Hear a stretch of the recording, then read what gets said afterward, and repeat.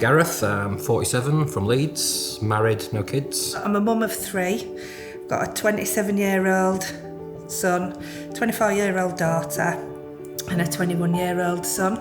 48, I think. No, coming up 48 in August. Was supposed to get married this year, but Covid got in the way. Me and Angie, we've been married just over 7 years. Yeah. Believe it or not, we met 30 odd years ago and then we drifted apart and then we got back together. I've got a son called Paul who was 30 yesterday, funnily enough. When I came to this country, I had nothing.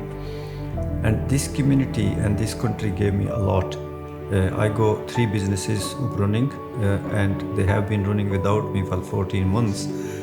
Happy Daddy. And the Marvel, they'll know the Marvel superhero. Marvel superhero. Incredible Hulk guy is Sandy. Incredible Hulk guy. Yeah. Well, I had a cough and I've got asthma and I just thought, I've got a bit of a chest infection. My partner had said to me, have you rung the doctor about this cough? Because it's gone on your chest, I can hear it. Late November, just one day at work, feeling really warm. Got home, had one of them classic fevers like you see on TV where you're shivering but you're boiling hot. I'm thinking it's just my normal winter cold I get every year and thought nothing about it. And when they checked, they said that you got coronavirus, Covid-19, and your test is positive. Sunday evening, I was struggling. Angie says, I think you really need to call 111.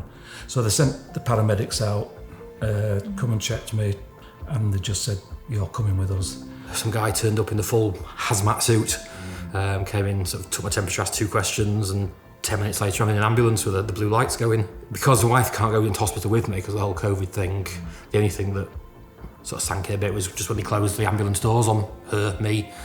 Leaving him was the hardest part because he's never been left. He's never been left in the hospital on his own. He's never been away from any of us overnight. I was thinking that my life is over. I was that bad that I thought it's over. I phoned my oldest brother and I said to them, I said, I am sorry if I have ever hurt your feelings or if I've done something wrong. And I was thinking, that's it. They took me through, it was like the porters were shouting, keep back, keep back. You know the scene in Alien? That's what it felt like. I was going into some alien tunnel part. It was weird. And then sort of the last thing I vaguely remember is them saying, right, we're going to have to try and pop the pipe up your nose into your lungs. I think it's called intubating you. You okay with that? And I'm like, yeah, I've heard that sometimes that happens. Next thing I know, it's about a week later. They're waking me up saying, do you know where you are? You're in St James's intensive care. And I'm thinking, well, yeah, of course I am. That's where I was when I closed my eyes 10 minutes ago or whatever. I texted my son to say, I'm not good, be prepared. I love you, I'm proud of you. And I got a text back and they're still on my phone, of these texts. I'll never, ever delete them. He says, you've got to fight this bastard with all your might. Some days it'd say, right, okay, he's picked up. And then some days it'd say, and it would be a particular doctor, I can't remember his name, and he'd say, Saab, he's really poorly. Your brother's a really poorly man. He's, we don't think he's going to make it. There was one nurse, I think she'd looked at my engagement ring and she was like, wow, that's a right big rock, is that? And then she sort of said to me, I was supposed to fly out to Jamaica tomorrow to get married, so the pair of us were sat there crying, and it was like, you just clicked with them. My mum was a ward clerk, I was a hospital porter, that's how I met my wife. So I've always held the NHS and everybody in it the highest regard anyway. I think all I saw at this point is just the extra yard they go, the human touch, the patience. If I got talking about this while I was in hospital, I cried every day. I was so emotional, and I just cried and cried, and even when I came out of hospital, if I started talking about it, and the care I had could not be bettered anywhere in the world. I'm sure it couldn't. It was amazing, absolutely amazing. And even afterwards when I went into a proper ward, normal ward. Second or third night in intensive care, she was called Layla, and she'd finished, they all handed over around 7 o'clock in the morning. and they were searching for other nurses to move on to the ICU ward, and she ended up staying till about 10 o'clock in the morning until another nurse turned up, and I can remember saying to her, "You must be really tired." She was like, no, it's fine. This is what it can be like sometime. You know, and I was like, wow. Because some people can clock off the shift and then just go, can't they?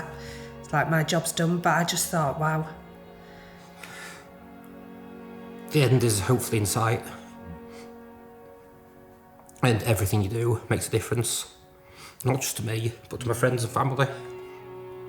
I've had friends break down in tears when they see me for the first time, just so happy that I'm still around. And that's what they've done. They saved my life, but just all the stuff after that, which made it bearable. To get Tony through that and the things that he told me while he was in, absolutely, I couldn't thank them enough. Really, really brilliant. They're worth more money than what they get paid, definitely. Absolutely. You know, if we could say something, we'd say double it, wouldn't we? Yeah, And the rest. Everything was done so well that I'm okay, and they've done that. They've made the difference for me, friends, family, and they'll get through it. I had different people come in and helping me. They were from different faiths, they were from different colors, but they all treated me equally. I never ever had 14 months, I had never had experience somebody treating me differently. This other nurse plaited my hair. And I was like, your cleaners, your counsellors, your carers, you're having to help me on and off a commode. Do you know what I mean? You're doing my hair. All those families who lost their loved one, you deserve salute from them as well, because you did tried and you do incredible hard work. And because of your incredible hard work, myself and many others are still alive.